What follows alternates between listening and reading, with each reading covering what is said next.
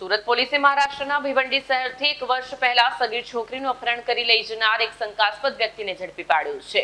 આ કામગીરી ક્રાઇમ બ્રાન્ચની ટીમ દ્વારા કરવામાં આવી હતી। આગામી નાતાલ અને નવા વર્ષના તહેવારોને ધ્યાનમાં રાખી શહેરમાં કાયદો અને સુવ્યવસ્થા જળવાય તે માટે પોલીસ કમિશનરના માર્ગદર્શન હેઠળ ક્રાઇમ બ્રાન્ચની ટીમો પેટ્રોલિંગ કરી રહી હતી।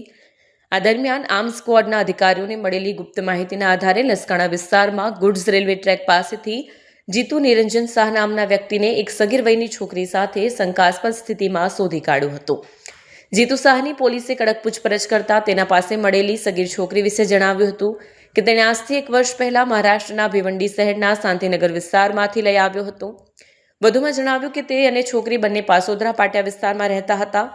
આ બાબતની ખાતરી કરવા પોલીસે તરત ભિવંડી શાંતિનગર પોલીસ સ્ટેશનનો ફોન પર સંપર્ક કર્યો।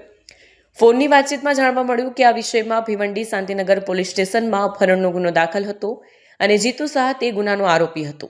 સુરત પોલીસ હવે આરોપી જીતુ શાહ અને સગીર છોકરીને મહારાષ્ટ્ર પોલીસના હવાલે કરવા માટેની પ્રક્રિયા પૂરી કરી રહી છે।